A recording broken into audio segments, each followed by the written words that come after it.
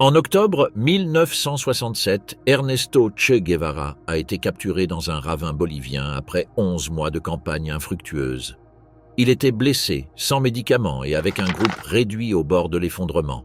En quelques heures, sa figure internationale s'est transformée en prisonnier sans défense sous la garde militaire.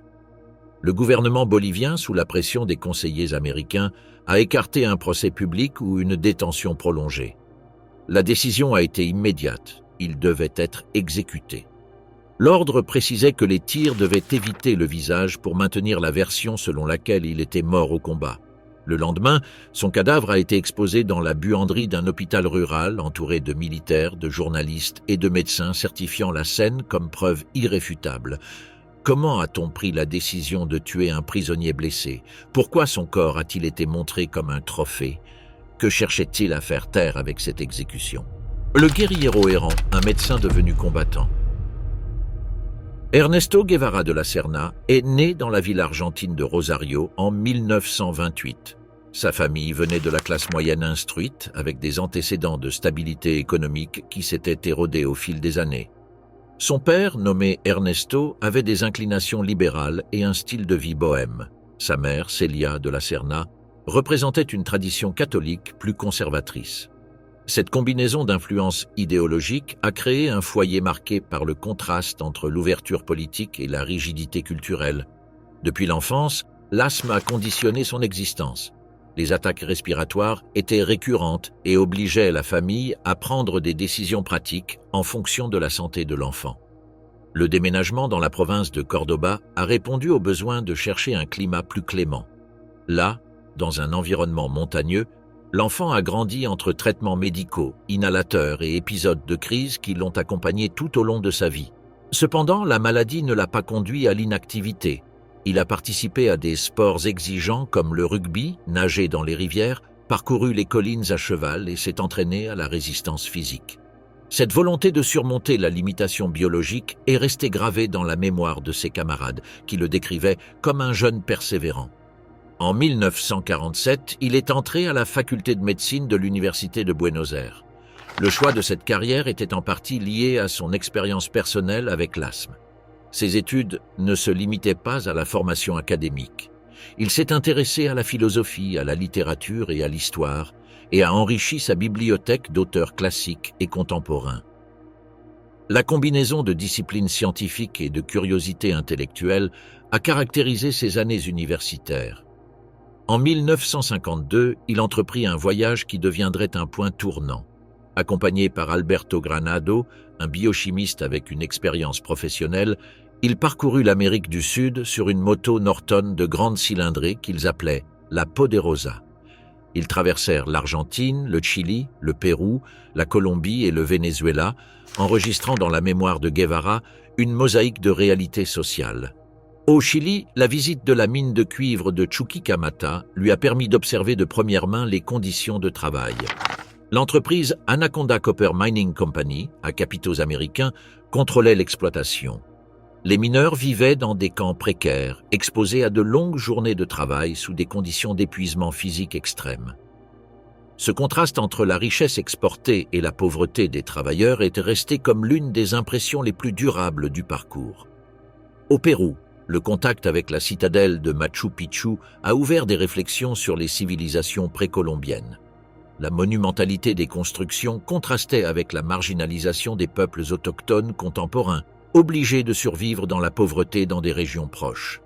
Cette contradiction entre un passé glorieux et un présent appauvri est devenue un point d'analyse que Guevara reprendrait dans des écrits ultérieurs. Le voyage comprenait une étape aux léproseries de San Pablo, en Amazonie péruvienne. Là, il a collaboré en tant qu'étudiant en médecine, soignant des malades vivant isolés à cause du stigmate de la lèpre. L'expérience a confirmé que la pratique médicale pouvait acquérir un sens social plus large, lié non seulement à la santé individuelle, mais aussi à l'intégration des secteurs marginalisés. De retour en Argentine, il a terminé ses études de médecine en 1953.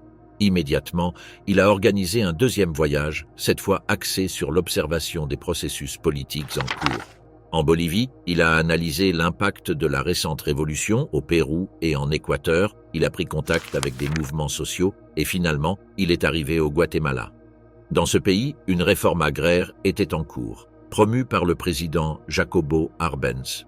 Le projet visait à redistribuer des terres improductives au bénéfice des paysans, affectant les intérêts de la United Fruit Company, l'une des sociétés étrangères les plus puissantes de la région. Guevara s'est lié à des cercles politiques et a rencontré Hilda Gadea, économiste péruvienne avec une vaste formation marxiste. Elle l'a introduit dans des réseaux de militants latino-américains et l'a rapproché de la littérature politique qu'il n'avait jusque-là pas explorée en profondeur. L'année 1954 a été décisive au Guatemala. Une opération organisée par l'Agence centrale de renseignement des États-Unis a réuni des mercenaires et exercé une pression militaire contre le gouvernement d'Arbenz. L'offensive comprenait des bombardements et des manœuvres psychologiques qui ont rapidement démantelé l'armée guatémaltèque. Arbenz a démissionné et a quitté le pays. Guevara a tenté de s'intégrer à la résistance, mais le rapport de force l'a rendu impossible. L'épisode lui a appris que les projets de réforme pouvaient être annulés par l'intervention étrangère et que la violence était un élément inévitable de la politique régionale. Après s'être réfugié à l'ambassade argentine et avoir quitté le Guatemala, Guevara s'est rendu au Mexique. Là, il a rejoint des communautés d'exilés latino-américains, parmi lesquels des combattants cubains ayant participé aux actions contre le régime de Fulgencio Batista. Il a d'abord rencontré Raúl Castro, puis peu de temps après Fidel Castro, qui planifiait une nouvelle expédition armée. La rencontre entre Fidel et Guevara fut prolongée. Tous deux partageaient des visions sur la situation continentale. Castro identifia chez l'Argentin une combinaison de préparation académique, d'engagement politique et de disposition au sacrifice. Guevara, quant à lui, percevait chez le leader cubain détermination et capacité d'organisation. Il décida de s'intégrer au projet sans hésitation. Au cours des mois suivants, il a reçu une formation militaire au Mexique.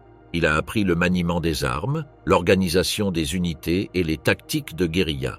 C'est alors qu'il a reçu le surnom de Che, dérivé de l'expression argentine familière qu'il utilisait constamment. À la fin de 1956, il a embarqué avec 80 autres combattants sur le yacht Granma en direction de Cuba.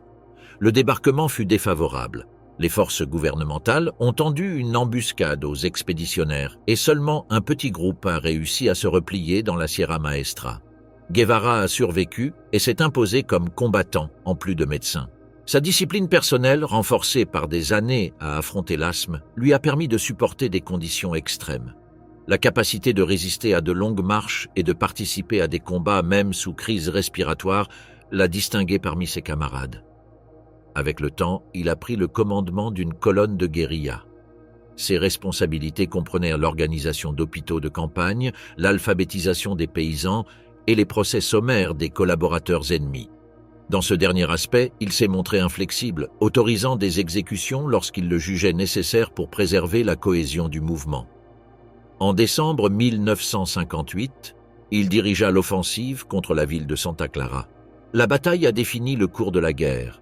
Guevara a réussi à capturer un train blindé chargé d'armes et à occuper des positions stratégiques à l'intérieur de la ville. La victoire a accéléré l'effondrement du régime de Batista, qui a quitté le pays le 1er janvier 1959. L'arrivée à La Havane a marqué une nouvelle étape.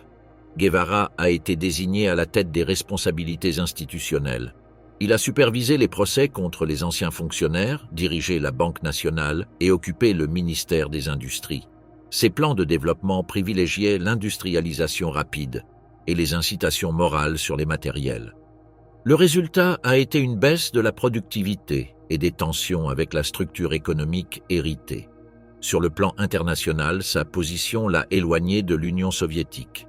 Alors que Moscou promouvait des politiques d'échange pragmatiques, Guevara défendait des positions de sacrifice volontaire et de solidarité entre les pays du tiers-monde.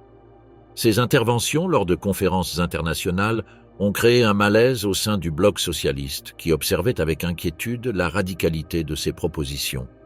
Le médecin devenu commandant avait atteint une reconnaissance mondiale, mais en même temps accumulait des différends avec les alliés les plus proches. Sa trajectoire d'errance, initiée lors de voyages de jeunesse en Amérique du Sud, trouvait une continuité dans la recherche de nouveaux scénarios de lutte au-delà des frontières de Cuba. Destination Bolivie, le dernier pari révolutionnaire.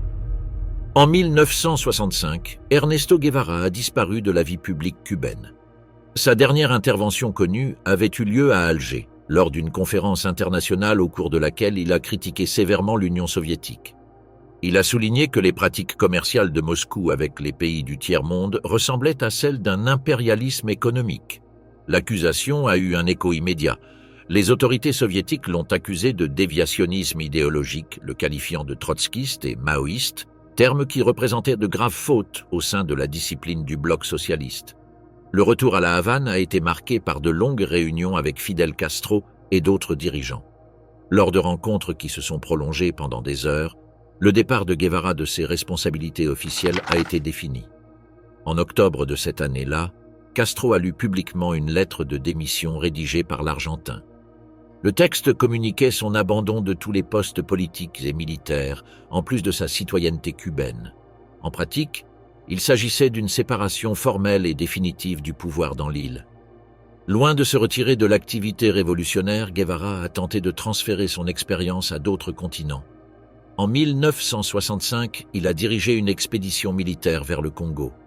Là, il s'est heurté à des obstacles insurmontables, les divisions entre les groupes locaux, l'absence de discipline militaire, la complexité culturelle et le manque d'un plan adapté aux réalités africaines. L'opération s'est conclue par un échec. Son retour à Cuba l'a trouvé avec un état physique détérioré, mais cela ne l'a pas détourné de son objectif d'étendre la révolution dans le monde. En novembre 1966, il entreprit une nouvelle mission, cette fois en Bolivie. Les services de sécurité cubains planifièrent soigneusement son départ. Guevara se soumit à un processus de transformation physique destiné à effacer les traits qui le rendaient reconnaissable. Sa tête fut partiellement rasée pour simuler la calvitie, une prothèse dentaire modifiait son expression faciale et il utilisait des lunettes à monture épaisse. Avec des chaussures modifiées pour varier sa taille et sans sa barbe caractéristique, il devint un individu insignifiant aux yeux des fonctionnaires de l'immigration. Il voyagea avec un passeport uruguayen faux au nom d'Alfredo González, entrant dans le pays sans éveiller de soupçons. La sélection de la Bolivie n'était pas le fruit du hasard. Sa situation géographique, au centre du continent sud-américain, offrait un point de rayonnement vers l'Argentine, le Chili et le Pérou. Le pays présentait des niveaux élevés de pauvreté et comptait une majorité de paysans et d'indigènes, des secteurs que Guevara considérait comme propices à recevoir un message de lutte révolutionnaire. De plus, le précédent de la révolution bolivienne de 1952, qui avait redistribué des terres et modifié les structures politiques, semblait démontrer l'existence d'une tradition de changement radical. La décision de s'installer en Bolivie a été coordonnée avec Fidel Castro, qui a soutenu l'opération dans le cadre de la politique étrangère cubaine. Le projet visait à maintenir vivant l'idéal de la révolution continentale et à éviter l'isolement de l'île dans la région. Dans la planification initiale, Guevara comptait sur la collaboration du Parti communiste bolivien dirigé par Mario Monge, qui avait exprimé son engagement envers l'insurrection. À l'arrivée, les attentes se sont effondrées. La direction communiste locale entretenait une relation étroite avec Moscou et suivait les directives de la coexistence pacifique. Du point de vue soviétique, encourager les guérillas en Amérique latine constituait une menace pour les négociations avec les États-Unis. Monge a exigé de diriger personnellement l'opération, condition que Guevara a rejetée. La rupture a été immédiate et a laissé la guérilla sans base politique dans le pays. Le campement a été établi dans la zone de Ñancahuazú, dans le département de Santa Cruz. C'était un territoire de végétation irrégulière et avec des sources d'eau limitées. Bien que difficile d'accès, il n'offrait pas d'avantage pour la guerre de guérilla. Il manquait d'une population paysanne nombreuse et était sous surveillance en raison de la présence d'installations pétrolières dans la région. L'emplacement s'est avéré peu adéquat pour le développement d'un noyau insurgé. Le contingent initial réunissait environ une cinquantaine de combattants. La majorité étaient des vétérans cubains, accompagnés par un petit groupe d'Argentins, de Péruviens, et par la suite quelques étrangers comme le Français Régis Debray. Guevara avait planifié un processus de croissance progressive avec des incorporations boliviennes, mais cet objectif ne s'est jamais concrétisé. Les difficultés logistiques se manifestèrent immédiatement. L'approvisionnement en nourriture dépendait de livraisons sporadiques depuis Cuba et d'achats dans les populations voisines, opération qui suscitait des soupçons parmi les habitants locaux. Le terrain n'offrait pas suffisamment de ressources pour soutenir un groupe de cette taille. Le manque de contact dans les villes, l'absence de réseaux clandestins et la méfiance des paysans limitèrent encore plus la possibilité de maintenir un flux stable de provisions. Les différences avec l'expérience cubaine étaient notoires. Dans la Sierra Maestra, le mouvement de guérilla avait trouvé du soutien chez les paysans pauvres qui souffraient sous le contrôle des propriétaires terriens. En Bolivie, après la réforme agraire de 1952, de nombreux paysans possédaient des terres et se méfiaient d'un soulèvement qui pouvait mettre en péril leurs propriétés. Ce facteur structurel réduisait au minimum les adhésions. Les tentatives d'articuler des liens avec des militants de pays voisins ont également échoué. Les contacts prévus avec des groupes en Argentine, au Chili et au Pérou ont été interrompus. L'isolement stratégique s'est accru, laissant la guérilla sans option d'expansion. Au cours des premiers mois, les combattants se sont concentrés sur l'aménagement du camp. Ils ont construit des tranchées, creusé des cachettes souterraines pour les armes et les provisions et pratiqué des parcours de reconnaissance. La vie quotidienne était marquée par la rareté des ressources et la tension croissante entre les combattants de différentes nationalités. Guevara imposait une discipline stricte, similaire à celle qu'il avait maintenue à Cuba, mais les différences culturelles et politiques entre les Boliviens et les étrangers généraient des conflits internes. Malgré les entraînements, l'environnement adverse limitait les opérations. La chaleur, les pluies saisonnières et la difficulté à se déplacer sur le terrain rendaient les patrouilles prolongées difficiles. Les routines de surveillance étaient épuisantes et le moral commençait à se détériorer. Les promesses de renfort et de soutien politique s'étaient évaporées, révélant que l'entreprise se maintenait dans des conditions précaires. L'expédition bolivienne avait été conçue comme le germe d'une révolution régionale. Sans soutien local, dans un territoire peu propice, avec un approvisionnement instable et des frictions internes croissantes, l'opération montrait dès le début des signes d'inviabilité qui s'accentueraient au fil des mois. La campagne impossible, faim, isolement et défaite. En février 1967, Ernesto Guevara décida de lancer la première opération d'envergure hors du camp de base de Nyancahuazú. Il sélectionna 25 combattants pour une expédition de reconnaissance vers la zone du Rio Grande. L'objectif était double, explorer le terrain avec plus de détails et établir des contacts avec la population paysanne. La marche révéla dès le début les difficultés structurelles qui définiraient toute la campagne bolivienne. L'expédition s'est prolongée pendant des semaines dans des conditions de grande adversité. Les guérilleros avançaient par des sentiers inexistants, sous des pluies intenses qui transformèrent les ruisseaux en courants débordants et dangereux. Le relief montagneux et la végétation dense ralentissaient le mouvement, imposant des journées exténuantes qui épuisaient le groupe. Les provisions étaient insuffisantes, et la chasse dans la région offrait à peine de quoi se nourrir.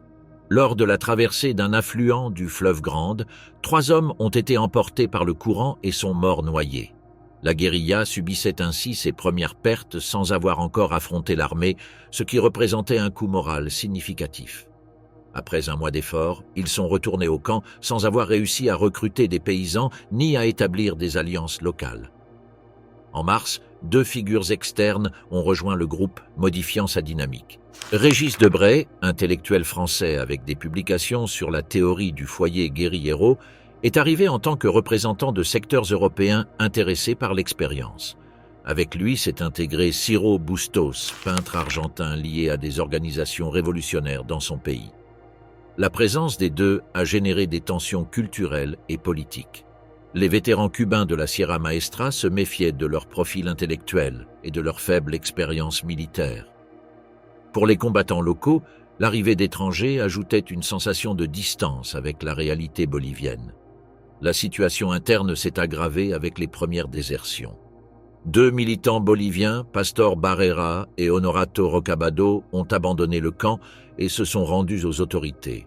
Ils ont fourni des informations détaillées sur la composition multinationale du groupe, leur armement et les routines de patrouille. Ils ont même indiqué l'emplacement approximatif de Nyankawazu depuis les airs, accompagnés de militaires. Ces données ont été transmises directement au président René Barrientos, qui a ordonné de déployer l'armée dans la zone et de maintenir un état d'alerte maximal. Le 23 mars, le premier affrontement armé d'importance s'est produit. Une compagnie de l'armée s'est approchée de la zone insurgée lors d'une opération de recherche. Guevara a décidé de répondre depuis des positions défensives préalablement préparées. Le combat s'est soldé par un succès inattendu pour les guérilleros qui ont infligé des pertes et capturé des prisonniers, y compris des officiers de rang intermédiaire. Le butin a inclus des armes modernes, des munitions et des équipements de communication. Les prisonniers ont été libérés peu après, ce que Guevara a présenté comme un geste propagandiste de caractère humanitaire. Néanmoins, le coût interne a été élevé. Les provisions ont été perdues pendant le combat et des sanctions disciplinaires ont émergé contre des membres qui avaient montré du nervosité sous le feu. La discipline imposée par Guevara est devenue plus stricte après l'affrontement. Des punitions ont été appliquées, incluant la réduction des rations et la restriction de l'accès à certaines armes. Cela a alimenté les tensions entre les Boliviens qui percevaient un traitement inégal par rapport aux Cubains. Les vétérans de la Sierra Maestra, en revanche, considéraient que les combattants locaux manquaient de la discipline nécessaire pour soutenir une campagne militaire prolongée. En avril, Debré et Bustos quittèrent le campement avec la mission d'établir des liaisons externes et de chercher un soutien logistique. Le 20 de ce mois-là, ils furent arrêtés à Muyupampa. Pendant les interrogatoires, Debré confirma la présence de Guevara en Bolivie. L'information parvint au haut commandement militaire et aux conseillers américains dans le pays. La capture eut une répercussion internationale immédiate car Debré était connu dans les milieux universitaires européens. Le gouvernement bolivien utilisa sa détention comme preuve de la participation étrangère dans l'insurrection. Bustos a été accusé d'avoir fourni des dessins sur la structure du groupe de guérilla pendant sa captivité. Selon la version officielle, ces schémas ont permis d'identifier des combattants et de connaître l'organisation interne. Des années plus tard, Bustos soutiendrait que les dessins avaient un but distractif, mais sa défense n'a pas dissipé les soupçons de collaboration involontaire. Le 15 avril, le gouvernement cubain a indirectement renforcé le travail de renseignement de ses adversaires. Lors d'une conférence à La Havane, des photographies récentes de Guevara sans barbe ont été diffusées et des écrits de sa part mentionnant explicitement la possibilité d'un foyer en Bolivie ont été publiés. Avec ce matériel, les autorités boliviennes et américaines ont obtenu la confirmation définitive de son identité. L'Agence centrale de renseignement a élaboré des rapports qui sont arrivés à Washington, où le président Lyndon Johnson a reçu la première preuve solide de l'opération bolivienne. À partir de ce moment, la campagne militaire en Bolivie a bénéficié de l'assistance directe de forces spéciales américaines. Entre-temps, les tentatives d'établir des liens avec les paysans se révélaient infructueuses. Les habitants de la région montraient de la méfiance envers le groupe insurgé, influencés par des rumeurs diffusées par l'armée qui les présentait comme des étrangers dangereux. Bien que certains vendaient des aliments, la plupart préféraient informer les autorités de la présence guérilla. La réforme agraire de 1952 avait modifié la structure rurale, octroyant des parcelles à de nombreuses familles paysannes qui craignaient maintenant de perdre ce qu'elles avaient atteint en cas de conflit armé. Cette situation contrastait avec celle vécue par Guevara à Cuba, où les paysans sans terre avaient constitué une base sociale pour la guérilla. Les conditions matérielles se détérioraient rapidement. Les crises d'asthme de Guevara s'intensifiaient dans l'humidité de l'environnement et le manque de médicaments adéquats compliquait sa santé. La rareté des aliments obligeait à rationner les repas de manière extrême, avec des périodes prolongées de semi-famine. Le moral du groupe baissait, surtout parmi les combattants boliviens, qui remettaient en question la rigidité du commandement cubain. Le siège militaire se resserrait de plus en plus. Les troupes boliviennes, renforcées par des conseillers américains, appliquaient des techniques de traque systématiques, obligeant les guérilleros à se déplacer constamment. Chaque mouvement nécessitait une dépense élevée d'énergie sans apporter d'avantages stratégiques. En juillet, ils ont tenté d'occuper temporairement Samaipata pour obtenir des médicaments et des provisions. Ils ont réussi à capturer le poste militaire local, mais les fournitures médicales se sont avérées insuffisantes et les médicaments nécessaires pour contrôler l'asthme de Guevara n'ont pas été trouvés. En septembre, la guérilla avait été réduite à un peu plus de 20 combattants en état d'épuisement et de maladie. Les pertes accumulées par les combats, les accidents et les maladies affaiblissaient encore plus la résistance. Le groupe survivant se déplaçait de manière erratique, avec un espace de manœuvre de plus en plus limité par les opérations des forces armées boliviennes. Sans renforts externes ni possibilité réelle d'expansion vers les pays voisins, la campagne se trouvait dans une situation critique qui annonçait une issue inévitable. Le siège et la chute, le piège dans la Quebrada del Hierro. À la mi-1967, la guérilla dirigée par Ernesto Guevara en Bolivie se trouvait dans un état critique. De ce contingent initial, il ne restait qu'un noyau de peu plus de 20 combattants, épuisés, malades et en mouvement constant à travers un territoire de plus en plus surveillé par l'armée. La faim, la malnutrition progressive et le manque de médicaments avaient sévèrement affaibli la capacité de résistance. Les déplacements, qui à l'origine étaient conçus comme des manœuvres de reconnaissance, étaient devenus une nécessité pour échapper à un encerclement militaire qui se resserrait jour après jour. Les conditions physiques de Guevara se détérioraient de manière alarmante. Ses crises d'asthme étaient plus fréquentes et prolongées, aggravées par l'humidité du climat subtropical et l'effort constant des marches en terrain montagneux. L'absence de bronchodilatateurs transformait chaque crise en une menace directe pour sa survie. Plus d'une fois, ses compagnons ont improvisé des civières avec des branches et des tissus pour le transporter sur des kilomètres. Ces déplacements ralentissaient la marche du groupe et l'exposaient à un risque accru de détection. Guevara, conscient du fardeau qu'il représentait, refusait de ralentir le rythme de la campagne, insistant pour rester actif dans les opérations. En juillet, le besoin de médicaments et de vivres a conduit le groupe à réaliser une action à haut risque contre Samaipata, dans le département de Santa Cruz. Pendant quelques heures, ils ont occupé le poste militaire local et fouillé la pharmacie du village. Cependant, l'opération n'a pas atteint l'objectif principal. Ils n'ont pas trouvé les médicaments spécifiques pour contrôler l'asthme ni de provisions durables pour garantir la subsistance. Le butin fut maigre en comparaison avec le risque assumé. De plus, l'action a permis à l'armée de confirmer la zone d'opération des insurgés et de renforcer encore plus l'encerclement. À partir de ce moment-là, les pharmacies rurales et les routes d'approvisionnement ont été placées sous stricte surveillance. Les mois suivants ont été marqués par des privations extrêmes. Les combattants traversaient de longues périodes sans repas complet, en parvenant à subsister uniquement avec des racines, des fruits sauvages ou de petits animaux qu'ils parvenaient à chasser de manière sporadique. La malnutrition affaiblissait les muscles, réduisait la capacité de concentration et compliquait la coordination tactique. L'usure physique se reflétait également dans le moral collectif. Le moral descendait tandis que les tensions augmentaient entre les vétérans cubains et les combattants boliviens qui réclamaient un traitement équitable dans un contexte où la survie dépendait de la discipline la plus stricte. À la fin de septembre, le groupe a subi un coup supplémentaire à proximité de Pucara. Une embuscade militaire a mis fin à la vie de 2 guérilleros expérimentés, connus sous le nom de Julio et Coco. Leur perte était significative, non seulement en termes humains, mais aussi à cause de l'expérience militaire accumulée qui disparaissait avec eux. Chaque perte réduisait la capacité de manœuvre d'un groupe déjà diminué. L'armée bolivienne, avec l'assistance de l'Agence centrale de renseignement et la présence d'instructeurs ayant une expérience au Vietnam, perfectionnait les techniques de pistage. Les hélicoptères survolèrent la région, les patrouilles ratissaient systématiquement le terrain et la marge de mouvement rebelle se réduisait chaque jour davantage. Au début du mois d'octobre, la guérilla avait été réduite à un groupe errant de seulement quelques dizaines de combattants. La faim et les maladies limitaient la résistance et l'isolement stratégique empêchait toute possibilité de renfort en provenance des pays voisins. Face au manque d'options, les insurgés ont cherché du soutien dans les communautés rurales, une mesure qui violait les principes de sécurité qu'ils avaient maintenus pendant des mois.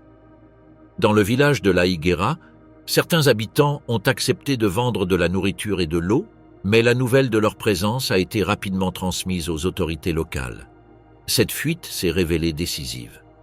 Les commandements militaires ont organisé une opération de fermeture autour de la zone, déployant des unités sur toutes les routes d'évasion possibles. Guevara a alors pris la décision de se diriger vers la Quebrada del Hierro. Le défilé offrait un refuge momentané entre la végétation, mais représentait un piège naturel dont il était difficile de sortir en cas de siège. Le choix du terrain, effectué sous pression et sans reconnaissance préalable, marquerait le dénouement de la campagne. Le 8 octobre, peu après l'aube, les troupes boliviennes ont entouré le ravin.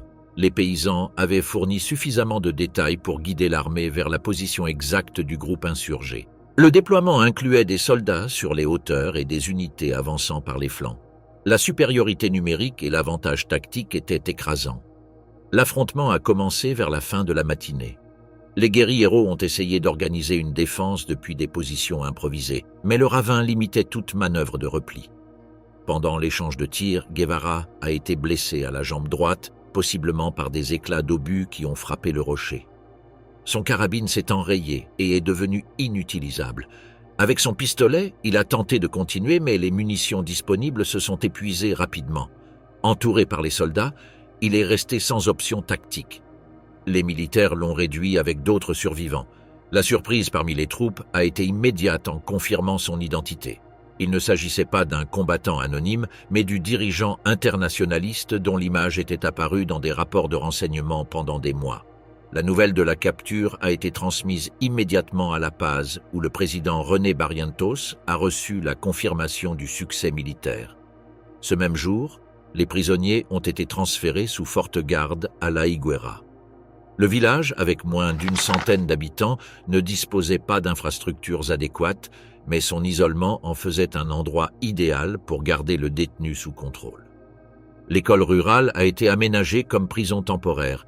Il s'agissait d'un bâtiment simple en adobe avec une salle de classe unique, où Guevara a été placé sur un banc en bois, les mains attachées et gardé par des soldats armés.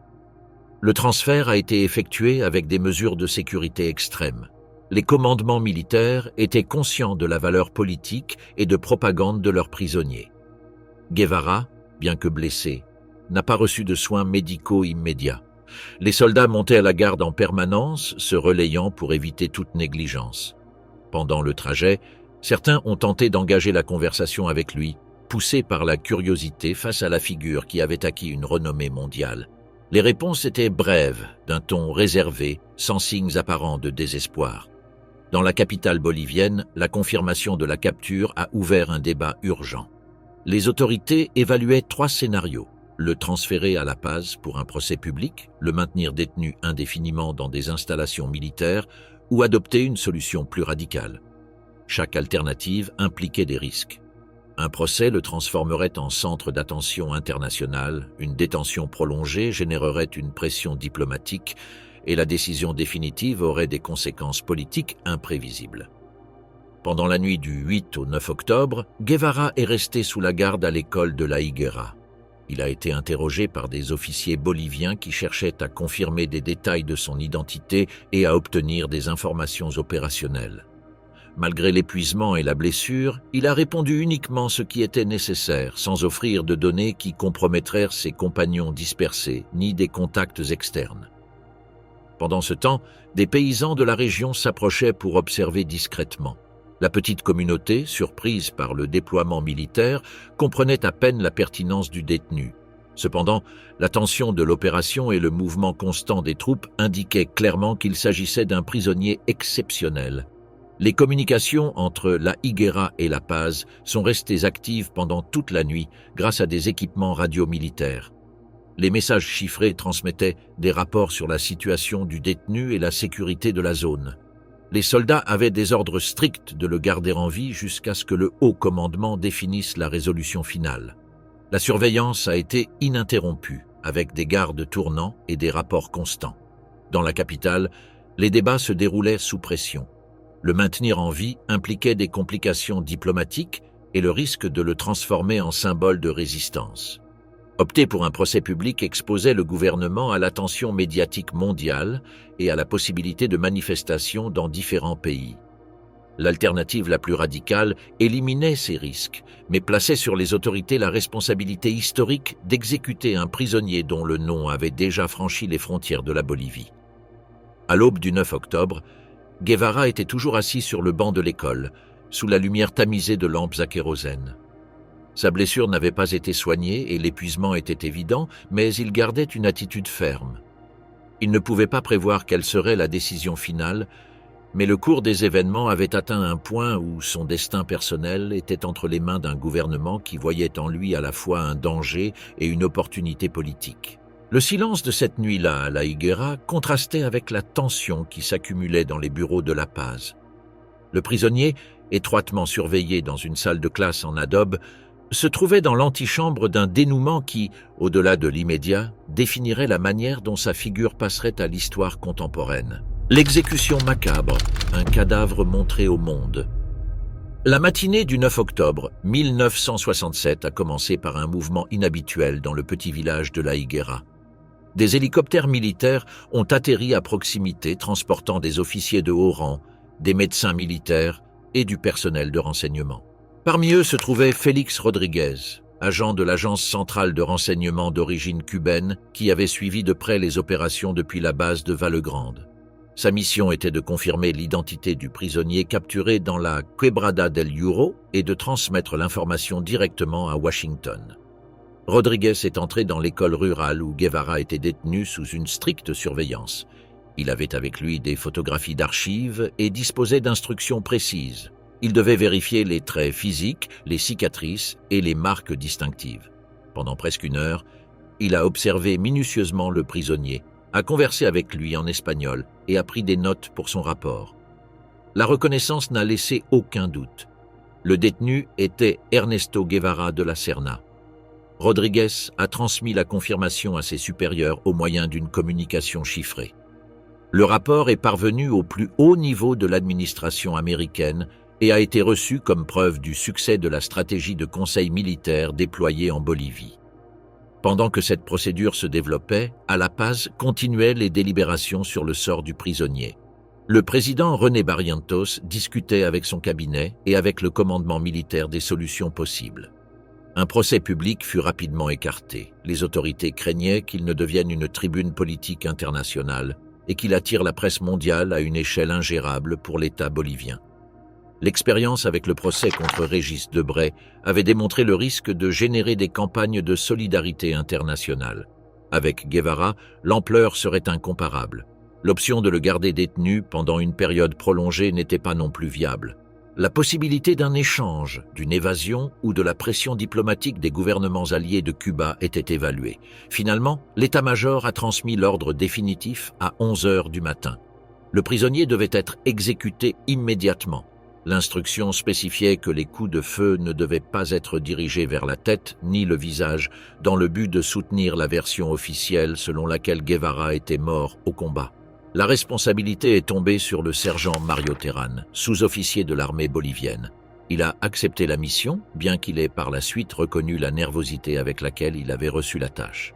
On lui a remis un fusil automatique et on lui a répété les instructions concernant l'emplacement des tirs.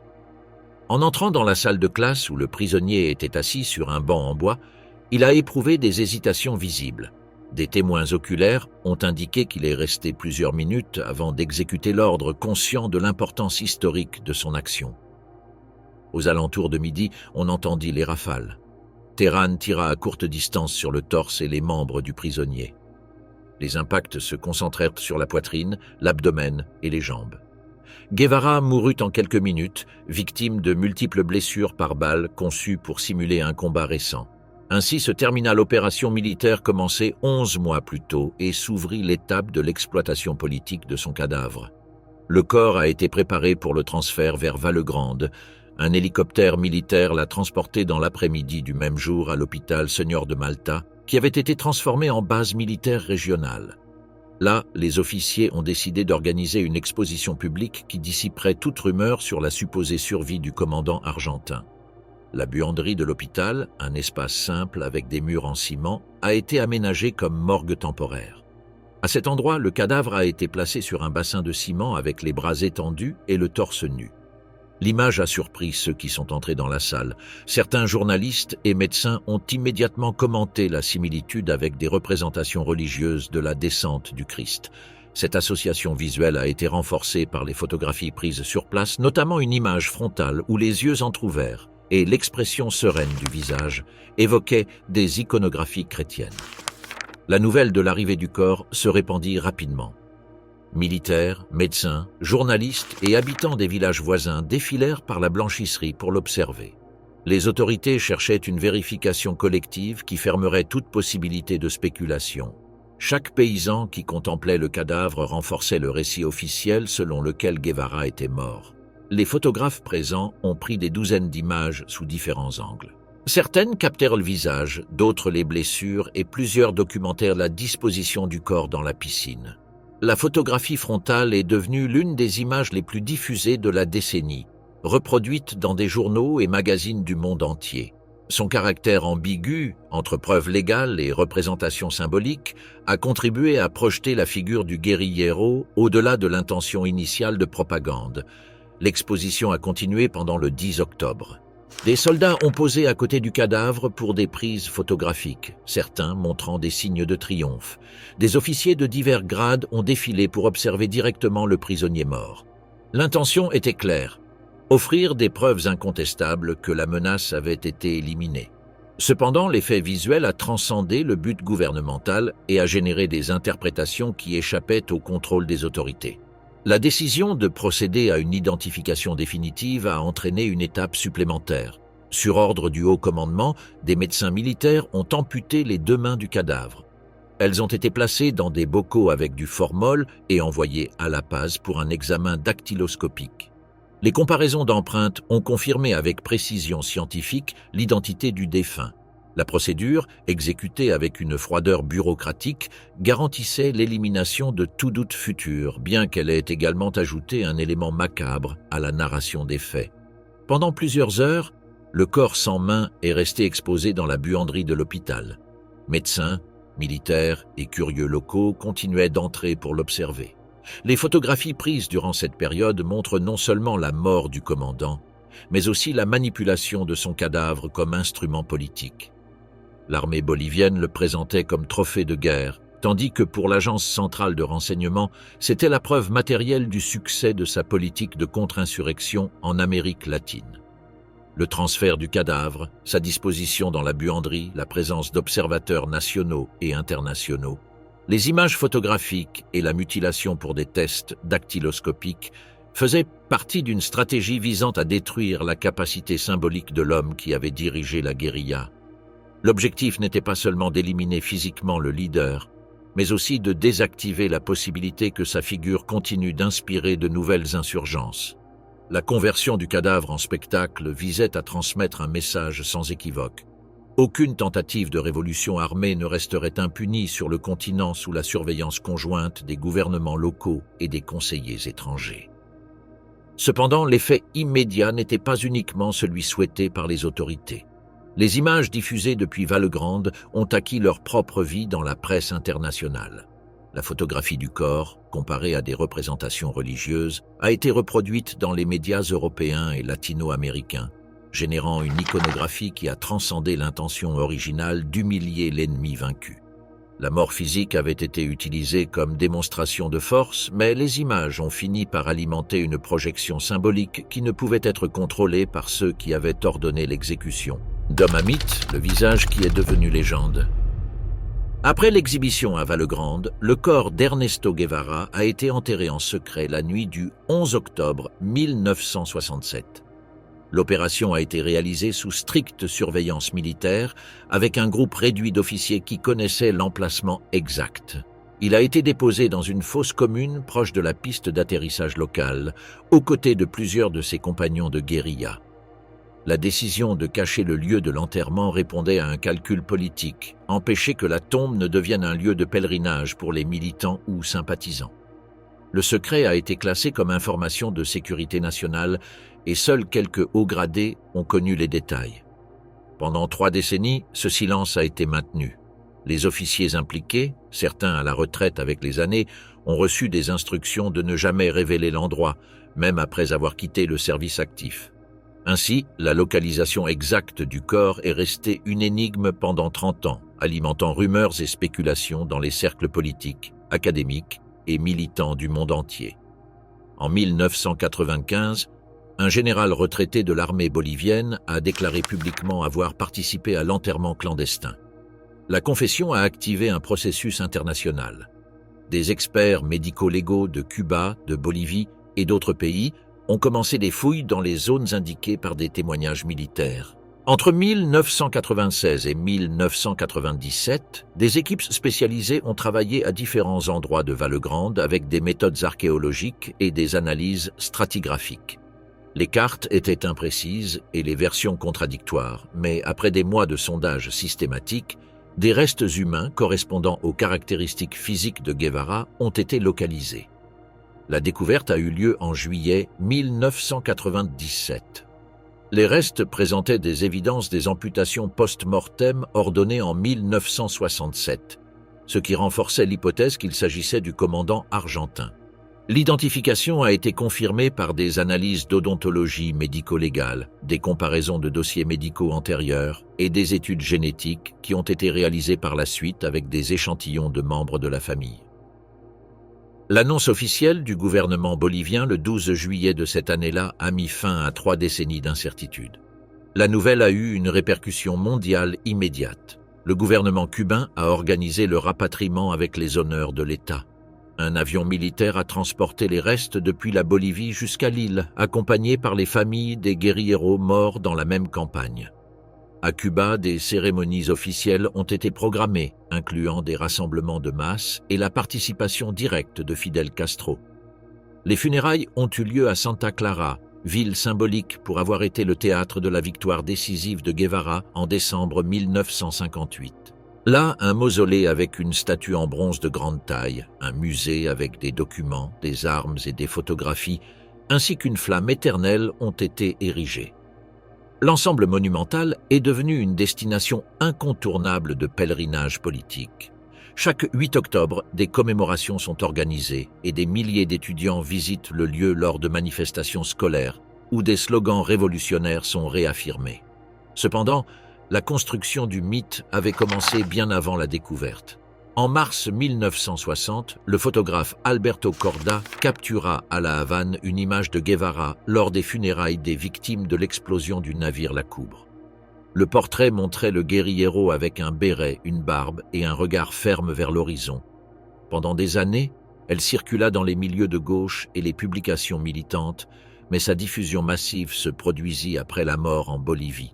À partir de 1968, la photographie a été adoptée par des mouvements étudiants en Europe et aux États-Unis comme symbole de rébellion. À Paris, lors des manifestations de mai, son image est apparue sur des banderoles et des fresques. Dans les universités américaines, elle est devenue un emblème de la jeunesse contre la guerre du Vietnam et le système politique traditionnel.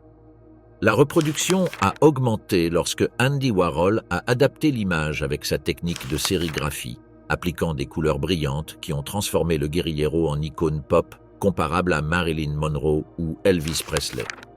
Cette appropriation artistique a facilité la transition du symbole politique au produit commercial. Au cours des décennies suivantes, la photographie de Korda est apparue sur des t-shirts, des affiches, des tasses, des drapeaux, des sacs à dos et toutes sortes d'articles. La contradiction était évidente. Le révolutionnaire qui avait rejeté les incitations matérielles devenait une marque rentable du marché mondial. Des entreprises de mode et de publicité ont utilisé son visage pour vendre depuis des boissons jusqu'à des produits de consommation pour les jeunes. Le phénomène a acquis des dimensions mondiales. Lors des manifestations étudiantes dans des villes comme Berlin, Londres, Buenos Aires ou Santiago, le visage du Che était toujours présent comme un symbole de mécontentement. Simultanément, les touristes achetaient à La Havane des t-shirts et des souvenirs avec son image sur les marchés étatiques, générant des revenus pour un système qu'il avait lui-même tenté d'organiser sur des bases anticapitalistes. La distance entre le personnage historique et l'icône commerciale s'est élargie avec le passage des années. Guevara avait été un dirigeant aux idées rigides, responsable d'exécutions sommaires et de politiques économiques échouées dans la Cuba révolutionnaire. Il avait montré une disposition à l'utilisation de la violence comme méthode politique et soutenu une vision intransigeante de la lutte armée. La mythification, en revanche, l'a réduit à une figure héroïque sans contradiction. La complexité de son parcours a été éclipsée par la force d'une image simplifiée. Pour le gouvernement cubain, cette simplification s'est avérée fonctionnelle. La consigne « Nous serons comme le Che » a été intégrée dans l'enseignement primaire et secondaire comme partie de l'endoctrinement officiel. La figure du guerriero tombé est devenue un exemple de sacrifice absolu au service de la révolution.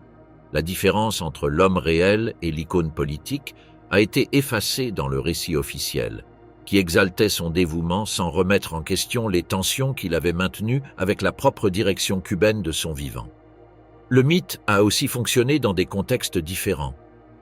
Pour les groupes de jeunes en Europe, son image représentait une opposition générique aux structures de pouvoir. Pour les mouvements latino-américains, cela signifiait résistance à l'impérialisme et aux élites locales. Pour des millions de consommateurs, cependant, ce n'était rien de plus qu'un logo attrayant, dissocié de tout engagement idéologique. À cette croisée entre symboles politiques et marchandises capitalistes, la figure de Guevara a acquis une ubiquité inédite. Le paradoxe est devenu évident au cours des dernières décennies du XXe siècle.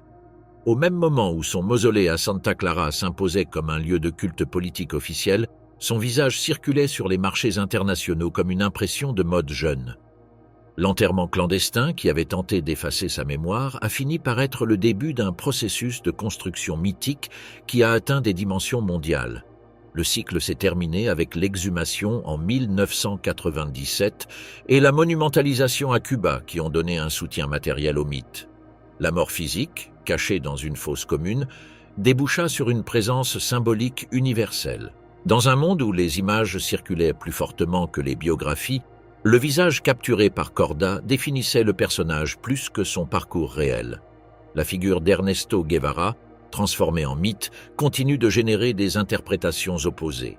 Pour certains, il est un emblème de justice sociale, pour d'autres, une icône vide de rébellion juvénile, pour beaucoup un logo reproduit sans réflexion sur sa signification.